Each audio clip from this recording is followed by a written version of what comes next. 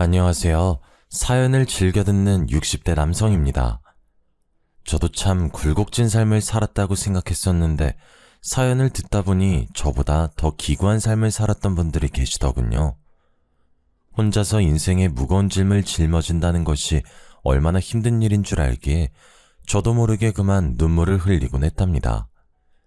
저 또한 가장 중요한 순간 작은 선택 하나로 삶의 끝자락까지 밀려난 적이 있는데요. 거친 바늘길을 걸어오며 느낀 것은 순간의 작은 행동 하나가 인생을 통째로 바꿀 수도 있다는 거였네요. 저는 태어날 때부터 참 불행한 아이였습니다. 7남매 중 장남이긴 했지만 부모님께서는 저에게 어떠한 애정도 관심도 주지 않으셨거든요. 제 기억 속 어머니께서는 한 번도 저를 제대로 안아주지 않으셨는데요. 그 이유가 참 기가 막히더군요. 아버지께서 저의 이름 단자를 받으러 간 날 무당은 제가 평생 재수없는 아이라고 했기 때문이었습니다. 고작 그런 이유로 자신이 배 아파 낳은 아이를 냉대하다니 저는 이해할 수 없었고요. 부모님은 제가 공부를 못하는 것도 유난히 마른 것도 다 재수가 없기 때문이라고 말하셨죠. 하지만 제가 부모님께 이런 냉대를 받았다고 동생들을 미워하거나 학대한 것은 아니었어요. 동생들은 그래도 형이고 오빠라고 저를 살뜰히 챙겨주었거든요. 동생들은 아궁이에서 고구마를 구울 때면 어머니 몰래 저에게 고구마를 가져다 주고 소학교에서 빵을 받아올 때면 반을 나눠주었습니다. 못난 장남이었지만 저를 생각해주는 동생들 덕분에 저는 부모님의 모진 말들을 견딜 수 있었네요. 부모님께서는 제가 중학교를 졸업하던 날 고등학교 진학은 꿈도 꾸지 말라며 으름장을 놓으셨어요. 비싼 학비 축내지나 말고 과수원 일손이나 도우라고 했는데요. 그러면서 자신들이 죽거든 과수원을 열심히 꾸려 동생들의 학비와 결혼 자금을 대주라고 하셨죠. 그게 바로 재수없는 살을 풀 수 있는 유일한 방법이라면서요. 저는 부모님의 말씀을 아주 잘 따랐어요. 이렇다 할 재능도 없는 제 처지를 너무나 잘 알았으니까요. 동생들은 저를 걱정했지만 의외로 과수원의 일은 제 적성에 잘 맞았습니다. 한 곳에 앉아 집중을 해야 하는 공부와는 다르게 여기저기 돌아다니며 일을 할 수 있었거든요. 부모님의 일손을 도우며 항상 생각했죠. 동생들 대신 과수원 일을 즐거워하는 내가 과수원을 이어받아서 참 다행이구나 하면서요. 그 후 저는 하루도 빠지지 않고 부모님을 도와 과수원을 일궜습니다. 다행스럽게도 저희 과수원에서 자란 사과는 당도가 높아 찾는 사람이 많았고요. 덕분에 저는 동생들의 대학 등록금을 마련해 줄 수 있었습니다. 제가 35이 되던 해 부모님께서는 저에게 결혼할 것을 권하셨죠. 그때까지도 여자와 제대로 된 만남도 가져보지 않은 저였기에 부모님의 말씀은 당황스러울 뿐이었어요. 부모님은 걱정하지 말라며 저에게 한 여자를 소개시켜줬습니다. 그 여자는 저도 아는 사이였습니다. 저희 과수원의 일손이 부족할 때면 도와주었거든요. 부모님께서는 제가 어디 가서 번듯한 처녀를 만나 가정을 꾸리냐며 결혼을 재촉하셨습니다. 저는 부모님 말씀에 동의했어요. 여자분은 고아인 자신을 받아만 준다면 정말 감사할 거라고 말하더군요. 여자는 햇빛 밑에서 사과를 따서인지 얼굴빛이 검은 빛을 띠고 있었는데요. 저는 못난 제 처지를 이해해주고 살림을 합친다는 여자만 있다면 낯빛 같은 건 상관없다고 생각했습니다. 결혼한다는 것만으로도 감사한 일이니까요. 그렇게 저희는 부모님의 뜻에 따라 부부의 인연을 맺게 되었네요. 하지만 저희는 신혼생활을 즐길 여유가 없었습니다. 결혼하고 얼마 지나지 않아 부모님께서 돌아가셨거든요. 갑작스러운 부모님의 변고에 눈물조차 나오지 않았죠.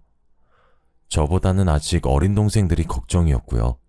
저는 슬퍼하는 동생들을 위로한 후 장례를 마쳤습니다. 그 후로는 과수원을 이어받아 열심히 사과를 수확했어요. 아내는 상심한 저의 옆을 낮이고 밤이고 지키며 위로해 주었어요.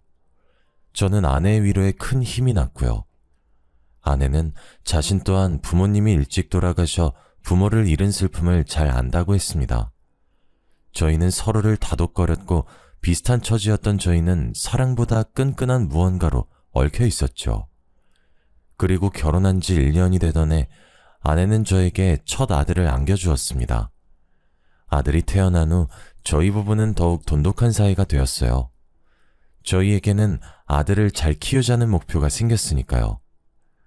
아내와 저는 과수원을 키우기 위해 노력했죠. 하늘도 저희 부부의 노력을 알았는지 저희 사과가 지역 특산물로 선발되며 큰 인기를 끌게 되었습니다. 하지만 저희 부부에게 좋은 일만 일어난 것은 아니었습니다. 아들이 5살이 되던 해 아내는 아무 이유 없이 쓰러지는 경우가 많았어요. 병원에서는 그 원인을 알 수가 없었죠. 전 아내의 상태가 너무 걱정되었습니다. 한편으로는 저같이 못난 놈을 만나서 고생을 하는 것 같았거든요. 점점 뼈마디가 보이는 아내를 볼 때마다 미안한 마음이 들었죠. 저는 아내의 병을 낫게 하기 위해 노력했어요. 하지만 좋다고 소문이 난 약재를 구하 아내에게 먹이고 좋다는 병원을 데려가 봤지만 소용이 없더군요. 하늘이 무너지는 기분이었습니다. 아내는 점점 더 생기를 잃어갔고 그 모습을 지켜보는 저는 애만 탈 뿐이었어요. 문득 전 밝고 생기 넘치던 예전의 아내를 보고 싶다는 생각이 들었어요. 저는 아내에게 장날에 맞춰 밖을 나갈 것을 제안했어요. 아내가 평소 장날에 구경 가는 걸 좋아했거든요. 오랜만에 밖에 나온 아내는 기뻐 보이더군요. 오랜만에 보는 밝은 표정이었습니다. 그런데 구경을 하던 중 저희 앞으로 중년의 여인이 지나갔는데요. 화려한 한복을 입고 있는 그 여자는 누가 봐도 무당처럼 보이더라고요. 무당은 아내의 앞을 지나가며 딱 한마디를 했습니다. 신병이 나도 단단히 났네. 어째 지금까지 살았냐? 예? 그게 무슨 말입니까? 제가 신병이라뇨. 거 순진한 사람에게 아무런 말 하지 마쇼. 딱 봐도 만만한 사람 한 명 골라 한몫 단단히 챙길 요량인가 본데 괜히 아픈 사람 건들지 말고 가던 길 가십시다. 저는 수상해 보이는 무당을 경계하며 아내를 감싸 안았습니다. 무당은 기가 차닿는 듯 웃더라고요. 무당은 저고리 한쪽에 방울을 꺼내 흔들며 아내 앞으로 다가왔어요. 갑자기 무당이 방울을 흔들자 시끄러운 소리가 귓가를 어지럽혔습니다. 하지만 아내만큼은 두 눈을 감으며 평안한 표정을 지었어요. 남편이란 작자가 지 아내 죽어가는 줄도 모르고 아주 명줄을 잡아먹는구만. 지금까지 안 죽고 버틴 것도 용해. 내가 살다 이리 재수없는 사내는 또 처음 보는구만. 지 애미애비는 물론 아내까지 죽일 팔자를 타고났어. 이렇게 천한 팔자를 타고났어야. 무당은 아내가 가엾다는 듯 머리를 쓸어 넘겼습니다. 그러면서 눈물을 글썽거렸고요. 이 불쌍한 건 일찍이 애미애비도 여의고 혼자서 얼마나 힘들었을꼬. 신기가 이리도 강한데 자기 짝도 아닌 사내와 한 입을 덮고 살아 얼마나 괴로웠을지 눈에 선하구나 아가. 지금까지 혼자서 아주 잘 참았다. 이제는 내가 널 살려주마. 예, 제발 그렇게 해주세요. 이대로 가다간 정말 죽게 생겼어요. 아들 생각해서 참으려고 하지만 하루하루 산중상이 되어가는데 차라리 죽으면 편할까 생각한 적이 한두 번이 아니었어요. 제발 저 좀 사람처럼 살게 해주세요. 아내는 이미 무당에게 휘둘려 있었습니다. 지나가던 사람들이 쳐다보는 것도 아랑곳하지 않고 무릎을 꿇었어요. 더러운 시장바닥에 머리를 조아리기까지 했습니다. 저는 함부로 아내의 마음을 들쑤시는 무당에게 버럭 화를 내버렸습니다. 그러자 무당은 저를 위아래로 훑어보았네요. 아내가 불쌍하다면서요. 지 처가 죽어가는데 끝까지 눈 하나 깜짝 안 하다니. 이제 옆에서 제 처 죽는 꼴만 지켜보면 되겠다. 뭐 그게 싫으면 5천만 원 들고 다시 찾아오시던지. 무당은 아내에게 자신을 신어머니로 모시면 살 수 있다고 말했습니다. 아내는 금방이라도 따라 나갈 듯 굴더라고요. 저는 열심히 아내를 붙잡았어요. 그러자 아내는 발악을 하며 저항했죠. 온갖 설득 끝에 간신히 아내를 집으로 데려올 수 있었네요. 아내는 집으로 온 후부터 계속해서 저를 원망했습니다. 제가 고생만 한 자신을 죽이려고 난리라면서요. 그러면서 당장 5천만 원을 내놓으라고 하더군요. 숨이 턱 막혔습니다. 5천만 원이라니 너무나 큰 돈이었어요. 아내는 당장 무당에게 가야 한다며 악을 썼는데요. 물론 5천만 원이 큰 돈이긴 했지만 제가 돈 때문에 아내를 말리는 것은 아니었어요. 사실 제가 아내를 말리는 데는 다 그만한 이유가 있었네요. 부모 없이 시골에서만 자란 아내는 세상 물정이 약했거든요. 사람을 쉽게 믿는 아내는 못된 마음을 먹는 사람에게 표적이 되기 좋았고요. 한 번은 다단계에 휘말려 전 재산을 날릴 뻔한 적도 있었습니다. 전 아내에게 정말 신병이 맞다면 다른 무당을 찾아가 보자 설득했어요. 하지만 아내는 그 무당이 아니면 안 된다며 고집을 부렸죠. 더 말리려 했지만 아내는 급기야 주방에서 날카로운 걸 들고 오더니 손목을 긁었지요. 이렇게 사느니 차라리 그냥 죽겠다면서요. 곧바로 응급실에 갔지만 아내는 치료를 거부하며 난동을 부렸어요. 처음 있는 아내의 강한 반항에 속이 바싹바싹 타들어갔습니다. 이대로 가다간 아내가 정말 죽을 것 같았거든요. 저는 하는 수 없이 수소문 끝에 무당을 찾아내고 그 손에 5천만 원을 넘겨주었습니다. 그 후 아내는 무당을 신어머니로 모셨죠. 마리주와 신딸이지 허드렛 일을 하는 일꾼이나 다름이 없었어요.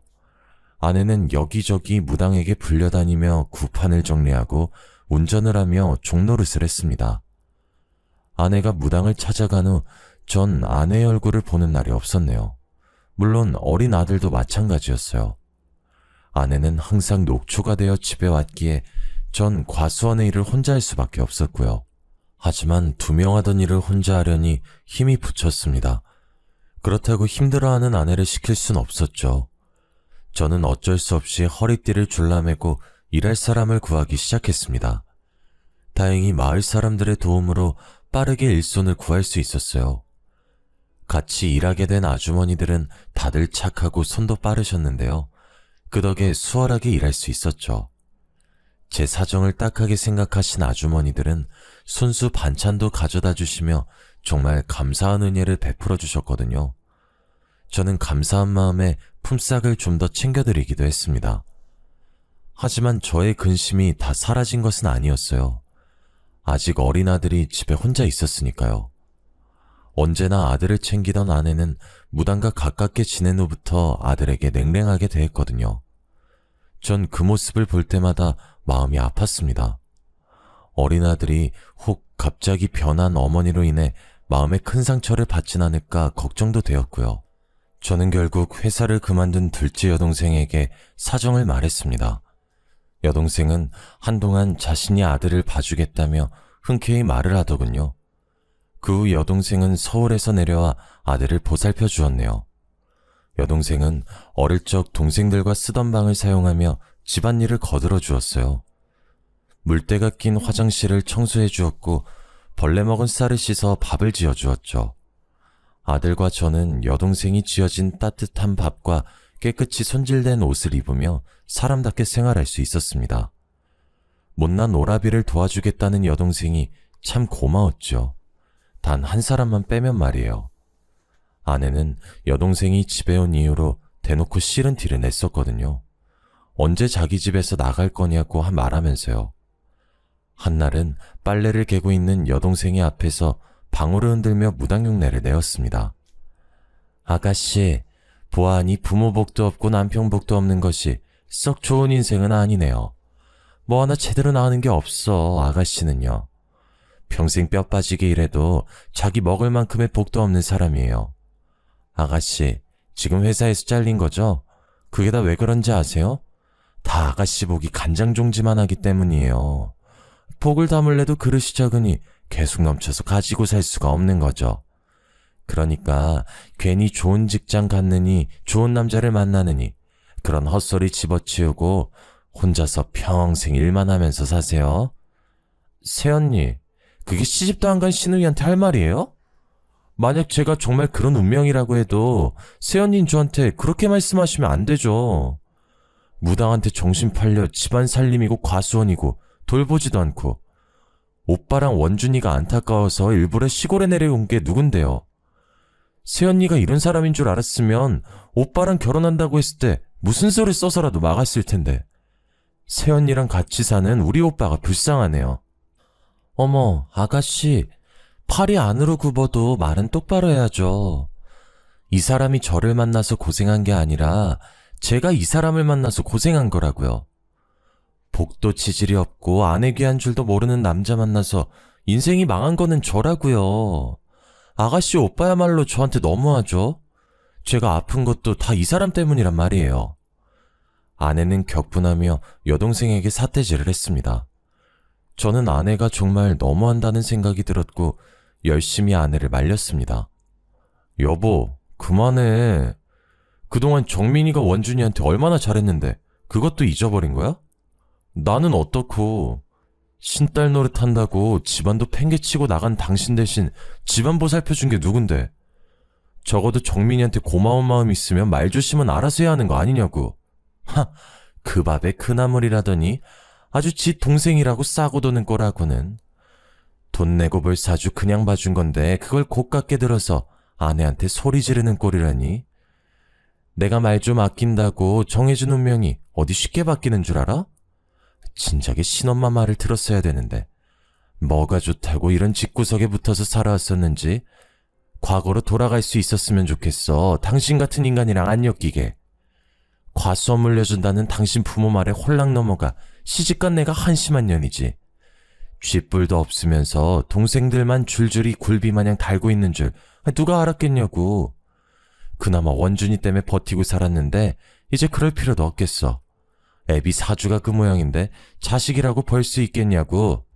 평생 칼자루 잡고 휘두르는 아들 뭐가 이쁘다고 그동안 끼고 돌았는지. 어머, 오빠, 새언니 말하는 거 들었어? 진짜 미쳤나봐. 저게 사람이야? 새언니, 진짜 사람 탈을 쓰고 어쩜 그런 막말을 할 수가 있어요? 짐승도 키워준 은혜는 안다고 하는데 솔직히 새언니가 우리 오빠랑 결혼 안 했으면 지금 이만큼이라도 살 수 있었을 것 같아요? 아마 지금도 단칸방 월세나 내면서 하루 벌어 하루 먹고 살았겠죠. 누구 운명 운운하기 전에 자기 인생부터 좀 돌아보라고요. 아내와 여동생의 싸움은 몸싸움으로 번져나갔습니다. 저는 두 사람의 싸움을 말렸는데 화가 잔뜩 난 여동생이 당장 이혼하라며 난리를 피우더군요. 아내는 오히려 자신이 먼저 나갈 거라며 옷장을 열어 옷가지를 꺼내기 시작했어요. 방 안에 있던 어린 아들은 그 광경을 목격한 후 펑펑 눈물을 흘렸습니다. 전 어린 아들을 보며 아내에게 무릎을 꿇었네요. 어린 아들에게는 엄마가 필요하니까요. 여동생은 경악하며 지금이라도 이혼하라며 난리였지만 저는 끝까지 앉아 아내에게 싹싹 빌었습니다. 그러자 아내는 재수없는 여동생을 내보내면 생각해보겠다고 하더군요. 저는 어쩔 수 없이 여동생에게 미안하다 사과하며 다시 서울로 올라가라고 말했어요. 그러자 여동생은 저더러 바보라고 말하면서 정신 나간 여자가 뭐가 좋다고 감싸냐고 했네요. 저는 그런 여동생에게 미안하다고 말하면서 돈봉투를 내밀었죠. 그동안 고마웠다면서요. 그 후 저는 전보다 훨씬 바빠졌습니다. 여동생이 도와주던 집안일을 제가 도맡아 했거든요. 안에서는 집안일, 바깥에서는 과수원 일을 하니 몸이 나만하질 않았어요. 베개에 머리만 대면 자는 수준이었으니까요. 하지만 그럴 때마다 힘이 된 것은 아들의 미소였습니다. 아들은 유치원에 갔다 올 때면 퇴근한 저를 앉혀놓고 자신이 배운 한글을 읽어내렸거든요. 아들은 저와 다르게 참 총명한 아이였죠. 유치원에서 배운 것만으로도 한글을 깨우치고 숫자놀이를 했으니까요. 저는 아들을 보며 공부머리가 저를 닮지 않아 참 다행이라고 생각했습니다. 아내는 아들이 칼이나 휘두를 천한팔자라고 했지만 전 상관없었어요. 저와 다르게 똑똑한 머리를 가진 아들은 무슨 일이든 잘할 거라고 장담할 수 있었으니까요. 저는 아들이 무슨 결정을 내리건 행복하게만 살 수 있다면 상관없다고 생각했네요. 한편 아내는 무당을 따라다니며 딴 사람이 되어갔어요. 신혼 초에 보이던 수수한 모습은 온데간데 없어져 버렸고요. 화장이라고는 모르던 아내는 어느새 얼굴 전체를 화장으로 떡칠하고 다녔습니다. 검었던 얼굴은 허여멀겋게 분칠을 하면서요. 그뿐만이 아니었습니다. 평소 소심한 성격으로 동네 사람들에게 말도 못 걸던 아내는 마을을 휘젓고 다니며 마을 사람들에게 행패를 부렸죠. 나이가 많이 드신 어르신께는 살 날이 얼마 안 남았다며 말을 했고, 자식이 타지에 나가 있는 분들께는 자식 복이 없다며 악담을 했습니다. 좋은 일이면 모르겠지만 아내는 항상 남들에게 안 좋은 점만을 말하면서 다녔습니다. 마을에서 아내에 대한 인식은 날이 갈수록 나빠만 졌어요. 저만 보면 아내가 이상해졌다며 한마디씩 거들 정도로 말이에요. 고심 끝에 저는 아내에게 조심스럽게 이야기를 꺼냈습니다. 당신 신엄마 따라다니면서 배우는 건 좋지만 마을 사람들한테는 그냥 아무 말 하지 마. 생각해봐. 세상에 자기 빨리 죽고 복 없다는 걸 듣고 싶어하는 사람이 어디 있겠어? 만약 보인다면 그저 그러려니 하면서 넘어가. 우리 앞으로도 계속 이 마을에서 살 텐데 마을 사람들이랑 잘못 얽혀서 좋을 게 없잖아. 안 그래? 당신 설마 내가 사기라도 친다는 거야? 그렇게 보이고 그렇게 입 밖으로 튀어나오는 걸 나더러 어쩌라고. 그리고 자기들 팔자 안 좋은 게 내 탓이야? 지들이 그렇게 타고난 걸 가지고 뭐 어쩌라고. 나보고 억지로 거짓말이라도 하면서 노인네들 비위라도 맞추는 거야 뭐야? 내가 이러려고 신엄마 밑에서 신딸 노릇하면서 고생하는 줄 알아? 그런 말이 아니잖아. 원준이 생각해서라도 조금만 참을 수 없겠어? 내가 당신한테 많은 걸 바라는 게 아니잖아. 무당한테 가서 신딸 노릇을 해도 좋고 집안 살림을 안 해도 좋아. 그냥 제발 예전처럼, 아니 예전에 반만큼이라도 언행을 조심해줘. 내가 왜 예전처럼 행동해야 되는데?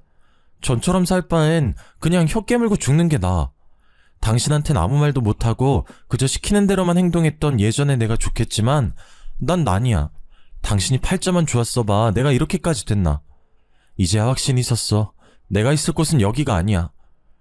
저는 아내의 말에 깜짝 놀랐습니다. 아내는 곧 떠날 사람처럼 마음을 정리한 것 같았거든요. 저는 당황하면서 그게 무슨 말이냐고 물었어요. 그러자 아내는 되려 저를 손가락질하며 이렇게 말하더군요. 더 이상은 말년에 쪽박차게 생긴 당신이랑 같이 못 살겠다고. 조금이라도 젊을 때 떠나는 게 맞아. 당신이랑 같이 있으면 늙음하게 쪽박찬 당신 옆에서 비닐 천막보다도 못한 집에서 개고생할 테니까. 난 그러기 싫어. 어려서 부모 잃고 한평생 고생만 하다 살았어. 그런데 늙어서까지 당신 옆에서 눈 감을 때까지 고생만 하라고? 그렇게는 못 살지. 아니, 안 살 거야. 저에게 소리친 아내는 곧장 집을 나갔습니다. 당황한 저는 아내의 뒤를 따라갔어요. 곧바로 아내의 뒤를 밟았지만 날이 어두워서인지 아내의 행적을 찾을 수가 없었어요. 저는 그런 아내가 걱정돼 계속해서 마을을 돌아다니면서 아내를 찾았죠. 하지만 땀방울이 등을 적시고 종아리가 터질 것처럼 아파왔지만 아내는 찾을 수 없었습니다. 아내에게 바로 전화를 하려 했지만 주머니를 뒤져보니 핸드폰이 없더라고요. 빠르게 집으로 달려가 아내에게 전화를 걸었습니다.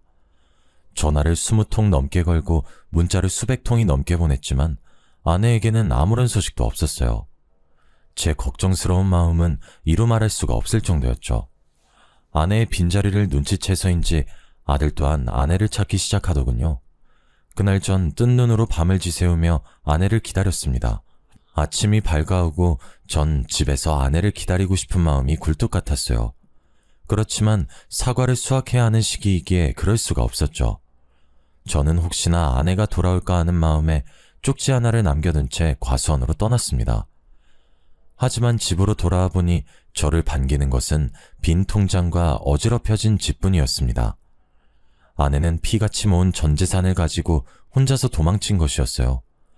아내가 무당을 만난 후 이상해졌지만 그럼에도 아내를 믿어줬는데, 그래서인지 아내에 대한 배신감은 너무나 컸습니다. 멀쩡한 살이 찢어지는 것처럼 정말 처절한 기분이었어요. 심지어 쪽잠을 청할 때 아내는 제 꿈까지 불쑥불쑥 튀어나와 재산을 가로채며 도망갔죠. 도망가는 아내를 잡으려고 했지만 소용없었습니다. 발바닥이 바닥에 붙은 듯 움직이지 않았거든요.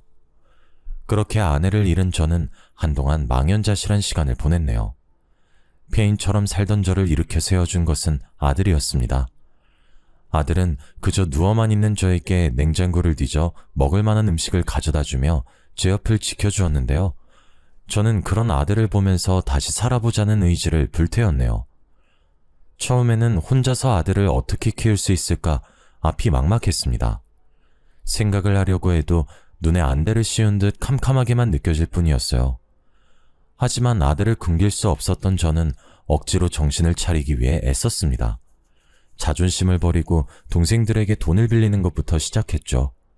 제 사정을 들은 동생들은 군말 없이 돈을 빌려주었습니다. 주말이 되면 동생들은 하나같이 저희 집으로 모여들었어요. 여동생들은 반찬을 가져오며 살림살이를 채워줬습니다. 남동생들은 과수원에 모여들어 저의 일손을 도와주었고요. 그렇게 저는 동생들의 도움으로 천천히 자리를 잡을 수 있었습니다. 제 마음 한구석 깊이 상처를 준 아내 또한 차츰차츰 잊어가게 되었죠. 제가 과수원을 돌보는 사이 아들은 말썽 한번 부리지 않고 커갔어요. 엄마의 빈자리가 그리울 만도 한데 못난 아비를 생각해서인지 힘든 기색 한번 보이질 않는 아들의 모습은 참 짠할 정도였습니다. 그럼에도 아들은 늘 스스로 노력해 매번 전교 1등 성적표를 쥐어주면서 절 기쁘게 해주었네요. 아내는 아들이 칼이나 잡을 천한팔자라고 말했지만 저는 상관없었습니다. 가장 힘든 순간 힘이 되어준 아들은 세상에서 가장 소중한 보물이었으니까요. 하나밖에 없는 소중한 아들은 제 삶의 유일한 희망이자 삶의 이유였죠. 저는 아들을 생각하며 더 이를 악물고 일을 했어요. 결국 전 농약 없이 당도 높은 사과를 만들어냈고 저희 과수원 사과는 입소문을 타고 점점 유명해졌습니다. 그러던 중 대기업 소속 식품회사에 다니던 동생은 저희 과수원의 사과로 사과 주스를 만들자고 사업을 제안했어요. 농약 없이 당도 높은 사과로 주스를 만든다면 대박이 날 거라면서요. 처음에는 동생의 제안을 거절하려 했지만 동생은 이렇게 말하더군요. 평생 시골 과수원에서 썩느니 한번 도전해보는 게 어떠냐고요. 결국 저는 새로운 것에 도전하기로 마음을 먹었습니다. 제안을 받아들인 저는 동생과 함께 과수원 옆 작은 공간을 빌려 사과 주스를 만들기 위해 노력했어요. 수차례의 실패와 좌절 끝에 저는 동생과 함께 사과 주스를 출시했네요. 결과는 그야말로 대박을 쳤습니다. 특히 어린아이들을 기르는 엄마들 사이에서 인기가 좋았어요. 농약을 넣지 않아 어린아이들이 먹기 좋다고 소문이 났거든요. 그 후 저는 동생과 함께 사업을 시작했습니다. 그리고 처음으로 이사를 결심했죠. 아들에게 더 나은 교육 환경을 제공하고 싶은 마음 때문이었어요. 제 바람대로 이사를 온 후 저는 처음으로 아들을 입시학원에 보내주었습니다. 원래 머리가 좋던 아들은 학원 아이들을 금방 따라잡더군요.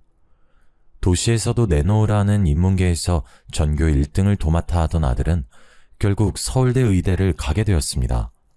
정말 감사하고 기쁜 일이었죠. 동생들은 하나같이 아들을 축하해줬고요. 제 사업 또한 점점 커져만 갔어요. 사업이 점점 커짐에 따라 믿을 만한 사람들이 필요하다고 생각했는데요. 그래서 저는 다른 동생들 모두에게 같이 사업을 꾸려나가자고 제안을 했어요. 동생들은 그 제안을 흔쾌히 따라줬고요. 시간이 흘러 어느덧 50대 중반을 바라보고 있었습니다. 동생들은 혼자가 된 지 수십 년이 지난 저에게 재혼을 하라고 제안했어요. 하지만 저는 그럴 수 없었네요. 아내가 도망간 탓에 호적 정리도 되지 않은 상태였거든요. 괜한 분란을 만들고 싶지 않았어요. 제 속마음을 알게 된 동생들은 이혼 변호사를 섭외해 왔는데요. 변호사는 배우자가 3년 이상의 생사불명 상태이면 혼자서도 이혼을 할 수 있다고 조언해 주었습니다. 가정 파탄의 전적인 요인은 모두 아내에게 있었기에 일은 쉽게 해결됐고요. 저는 동생들의 도움으로 제 호적에 남아있는 아내를 훌훌 털어버릴 수 있었습니다. 그리고 저에게도 따뜻한 사랑이 찾아왔어요. 바로 꽃집을 운영하던 여자였죠. 아이를 가질 수 없는 몸으로 전 남편에게 이혼을 당하고 지금까지 혼자 산다고 했는데요. 그러면서 저에게 혼자서 아들을 훌륭히 키워내다니 정말 대단하다고 말해주었습니다. 고운 얼굴만큼 마음씨도 고운 그 여자에게 푹 빠져버렸어요. 저는 그 여자에게 고백을 했고 그렇게 늙은 나이에 재혼을 하게 되었어요. 아내는 다정하고 참한 사람이었습니다. 남들에게 휘둘리지 않는 강단도 있었고요. 저는 그 점이 참 마음에 들었어요. 아들 또한 자신을 친아들처럼 살뜰하게 챙겨주는 아내를 무척 마음에 들어 했죠. 아무도 강요하지 않았지만 먼저 가서 어머니라고 부를 정도였습니다. 아내는 베개 밑에 머리를 들 때면 자신이 이렇게 행복해도 되는 것이냐며 눈물을 짓고 했는데요. 저는 그 모습이 너무도 가엾고 어여뻐 항상 등을 토닥여 주었어요. 제일 가까운 배우자에게 받은 상처가 얼마나 큰지 그 누구보다도 잘 알거든요. 시간이 흘러 저희는 어느덧 결혼 4년차 부부가 되었습니다. 아들 또한 옛과 인연을 걸치고 본가로 넘어갔고요. 아내의 생일날 저희는 모처럼의 외식을 하기 위해 백화점으로 나갔어요. 오랜만에 가족들과 함께 쇼핑을 하고 맛있는 음식을 먹으니 문득 내가 이 아내를 만나지 않았다면 이런 즐거움을 알았을까? 라는 생각이 들었습니다.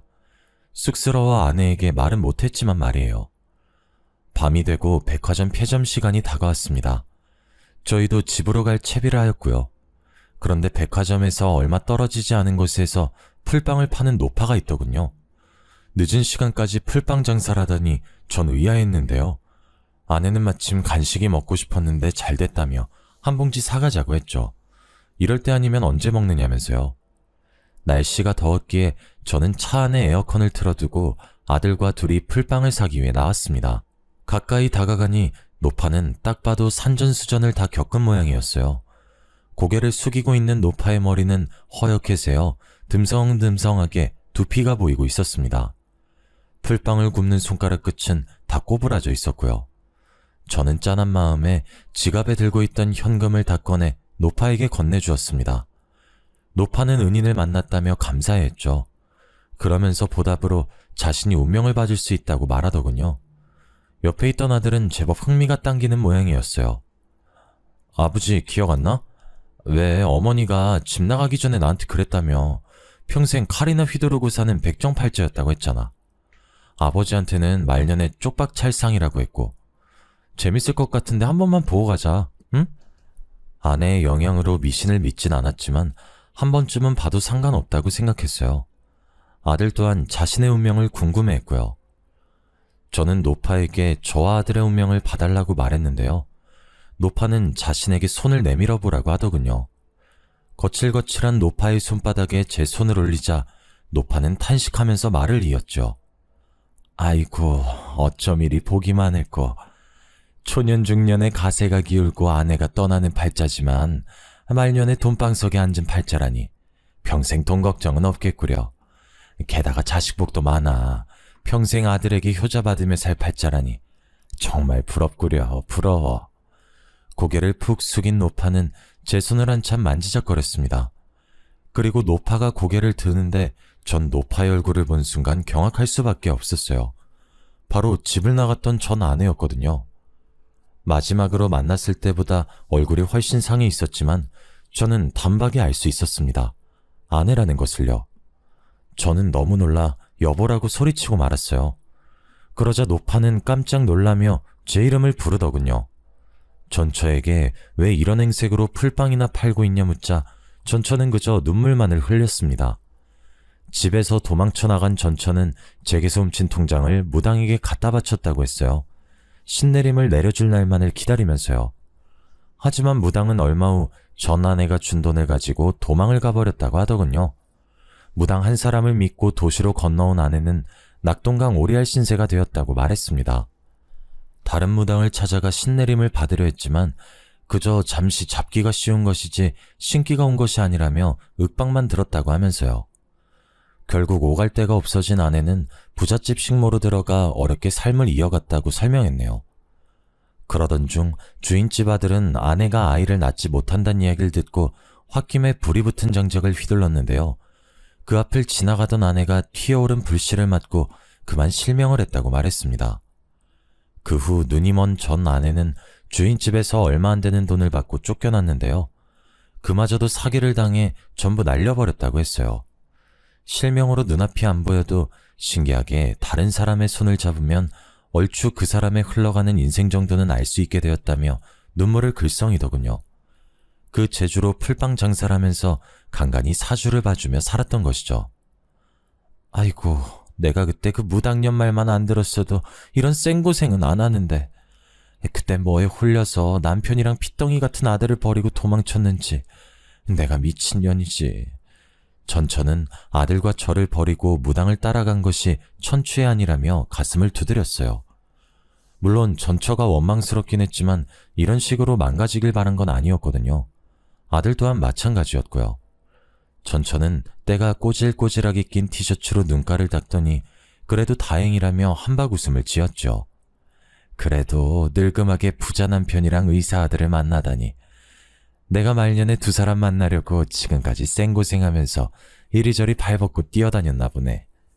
당신도 내가 얼마나 그리웠겠어. 나도 당신한테 받은 상처 같은 거는 다 잊을 테니 당신도 다 잊고 우리 다시 새 출발하는 기분으로 살자고요. 아들, 그동안 엄마 없어서 많이 보고 싶었지? 어디 이리 가까이 좀 와봐.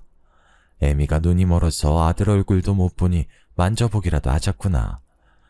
우리 아들이 칼 잡는 팔자를 타고났다 무당년이 짓거렸었는데 의사가 되었을 줄이야. 내가 꿈에도 생각을 못했네. 호강은 무슨 호강이에요? 아빠 재혼한 지가 언젠데. 뭐? 그게 무슨 말이야? 네 아빠가 재혼을 했다니. 아니, 내가 이렇게 멀쩡하게 살아있는데 누가 재혼을 한다는 거야? 당신 설마 나 없다고 빈집에 딴 여자라도 얹히고 살았던 거야? 당신 마누라는 거지처럼 여기저기 떠돌아다니면서 손가락 꼬부라지도록 일만 하면서 살았는데 당신이 나한테 어떻게 그럴 수가 있어? 그래도 명색에 내가 아는데 끝까지 기다렸어야지. 그럼 아빠는 도망간 마누라 죽었는지 살았는지도 모르는데 그냥 기다리면서 평생 혼자 지내야 된단 말씀이에요? 먼저 남편하고 아들 버리고 간 게 누군데 이러세요. 저희 아빠가 왜 그런 호의를 베풀어야죠? 저요, 이날 이때까지 살면서 엄마한테 밥 얻어먹은 일이 기억이 손에 꼽아요. 제 기억 속에 엄마는 맨날 무당집에 불려나가고 집에서는 저한테 칼 휘두르는 백정팔자라면서 학대했던 것밖에 없다고요. 말년에 고생하기 싫다면서 우리 버리고 갈 땐 언제고 이제 와서 아빠가 벌어놓은 돈으로 호강하면서 살겠다고요? 절대 안 될 말이죠. 원준이 말이 맞아. 먼저 우릴 버린 건 당신이잖아. 당신 나가고 우리가 얼마나 힘들게 살았는 줄 알아? 혹시라도 도망 나갔던 당신이 우리 생각나 돌아올까 몇십 년 동안 이사도 안 가고 그 시골집에서 기다렸어. 나는 꿈에서도 도망가는 당신 붙잡으려고 안간힘을 썼고 근데 다 부질없는 짓이더라. 당신은 끝까지 안 왔거든. 원준이랑 내 마음속에 당신은 이미 죽은 존재야. 당신이 사람답게 살게 돕긴 하겠지만 이전처럼 우리 세 식구 같이 사는 일은 없어. 제 말에 전처는 땅을 치면서 후회하는 듯 했어요. 자신의 인생이 너무 한탄스럽다면서요. 그리고 뒤이어 아내가 차에서 나오더군요. 오랫동안 오지 않은 저희가 걱정되었던 모양이었죠. 아내는 전처를 보더니 깜짝 놀라며 김씨네에서 일하던 식모가 맞냐고 물었어요. 세상에, 여기서 만날 줄이야. 나 기억 안 나요? 왜, 나랑 같이 살았었잖아요, 김씨네에서. 나 그 집 며느리였는데. 그때 내 사주 봐줬던 걸로 기억하는데 맞죠? 나한테 애도 못 낳고 남편한테 소방 맞아서 쫓겨날 팔자라고 했잖아요. 그때는 그 말이 참 기분 나빴는데 지금 생각하니까 맞는 말이었어요. 애 못 낳는다고 쫓겨난 건 사실이니까. 그래도 다행이지 뭐예요. 말년에 이렇게 멋진 남편이랑 든든한 아들까지 생겼으니 말이에요. 생각지도 못한 아내와 전처의 인연에 저희는 말을 잇지 못했습니다. 전처는 하염없이 울기만 했고요. 그런 모습이 불쌍했는지 아내는 자신의 힘이 닿는 데까지 도움을 주고 싶다고 말하더군요. 그 후 전처는 아들의 도움을 받아 대학병원에 갔습니다. 실명한 눈을 되살릴 수 있는지 보려고요. 하지만 검사 결과 전처의 눈은 완전히 실명 상태였어요. 손가락 또한 너무 많이 써서인지 관절염이 이미 진행된 상황이었죠. 전처의 몸은 수십 년의 세월을 증명해주듯 망가질 대로 망가져 있었습니다. 결국 일상생활을 할 수 없었던 전처는 요양원으로만 가야만 했어요. 과거에 저를 버리고 떠나간 전처를 고급 요양원에 보내줬습니다. 아내는 계속해서 전처가 불쌍하다며 짠하게 말하길래 모든 사실을 털어놓기로 결심했습니다. 제 과거를 알게 된 아내가 떠날까봐 두렵긴 했지만 언제까지 비밀로 하고 살 순 없는 노릇이었으니까요. 모든 사실을 털어놓자 아내는 저를 이해해 주었습니다. 그러면서 우리의 인연이 생각지도 못하게 얽혀 있었다고 말했어요. 아내는 평생 고생만 하면서 살았던 사람이 부족하지 않게 지원해 주라며 오히려 전철을 더 챙겨주었죠. 저는 아내의 고운 마음씨에 감동하고 말았습니다. 그 후 아내를 설득해 한 달에 한 번씩 전철을 보러 가게 되었어요. 애석하게도 전철은 아직도 그놈의 복타령을 하면서 신세 한탄을 풀어놓기만 하더라고요. 평생 고생만 하다가 못된 사람에게 걸려 망가진 전철을 볼 때마다 참 마음이 아파옵니다. 제가 하는 조언을 조금만 들었더라면 이렇게까지 비극으로 치닫진 않았을 텐데 참 가슴이 아려오곤 하네요. 하지만 전처와 저는 이미 끝난 인연이기에 그 이상 도와주는 건 안 될 말이겠죠. 어떤 사람들은 사람은 정해진 복대로 사는 것이라고 말하는데요. 저는 그렇게 생각하지 않습니다. 사람은 노력과 기회로 나아가고 또 그걸 토대로 성장해 나아가는 거니까요. 사연을 들으시는 여러분께서도 꼭 주어진 기회를 놓치지 말고 자신이 원하는 방향의 삶을 사시길 바랍니다. 운명은 스스로 개척해 나아가는 거니까요. 길었던 제 사연 들어주셔서 감사합니다.